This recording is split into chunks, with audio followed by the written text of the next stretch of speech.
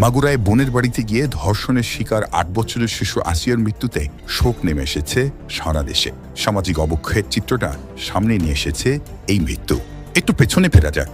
সময়টা ২০০২ সাল। বিএনপি সরকার তখন রাষ্ট্র ক্ষমতায়। প্রতিদিন দেশের কোথাও না কোথাও নারীরা অ্যাসিড নিক্ষেপের শিকার হচ্ছে এবং সংখ্যাটা প্রতিনিয়ত বেড়েই চলেছে। সংবাদপত্র খুললেই অ্যাসিডে মুখ ঝলসে যাওয়ার খবর।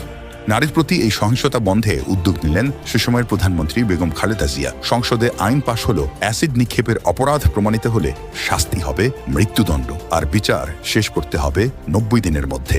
একই সঙ্গে অ্যাসিড নিক্ষেপের বিরুদ্ধে প্রচারণা শুরু হলো টেলিভিশনে। ম্যাজিকের মতো কাজ করলো বেগম জিয়ার এই আইডিয়া। ২ বছরের মধ্যে অ্যাসিড নিক্ষেপের ঘটনা শূন্যে নেমে এলো।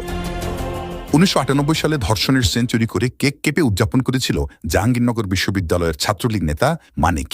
এমন ঘটনায় পুরো দেশ তোলপাড় হলেও মানিকের বিচার করেনি সে সময় ক্ষমতায় থাকা শেখ হাসিনা সরকার, বরং তাকে পালাতে সাহায্য করেছিল। হাসিনার পরবর্তী আমলেও অবস্থার পরিবর্তন হয়নি।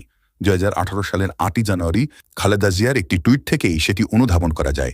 টুইটে বেগম জিয়া লেখেন, মহিলা পরিষদ বলছে ২০১৭ সালে ১২৫১ জন মা, বোন, শিশু ধর্ষিত হয়েছে। গণধর্ষণ হয়েছে ২২৪ জন।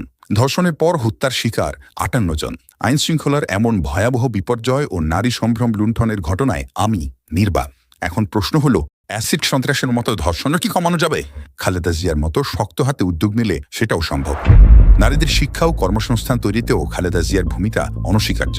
তাঁর শাসনামলে ছাত্রীদের শিক্ষাবৃত্তির আওতায় আনা হয় এবং স্কুলে ছেলে ও মেয়েদের মধ্যে লিঙ্গ সমতা প্রতিষ্ঠিত হয়। পল্লী অঞ্চলে মেয়েদের মাধ্যমিক শিক্ষা অবৈতনিক করা হয় এবং মাধ্যমিক পর্যায়ের ছাত্রীদের জন্য দেশব্যাপী একটি উপবৃত্তি কর্মসূচি চালু করা হয়। মেয়েদের জন্য ২টি নতুন ক্যাডেট কলেজ ও ৩টি পলিটেকনিক ইনস্টিটিউট স্থাপন করা হয়। মার্কিন যুক্তরাষ্ট্রের সহায়তায় চট্টগ্রামে এশিয়ান ইউনিভার্সিটি ফর উইমেন প্রতিষ্ঠার উদ্যোগ নেওয়া হয় খালেদা জিয়ার আমলেই।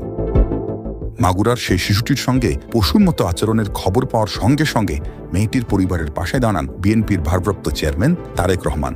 ন্যায় বিচার নিশ্চিতে আইনজীবী প্যানেল নিয়োগ দেন তিনি। নারীর চলাচলের স্বাধীনতা, অধিকার ও সুরক্ষা দিতে বিএনপি সবসময়ই অগ্রগামী দল। তারেক রহমানের ৩১ দফাতেও নারীর অধিকার ও ক্ষমতায়নে গুরুত্ব দেওয়া হয়েছে। আসিয়ার মতো কাউকে যেন পাশবিক নির্যাতনের শিকার হতে না হয়, আর কোনো মায়ের বুক যেন খালি না হয়, সেই লক্ষ্যে আসুন আমরা সবাই একযোগে কাজ করি।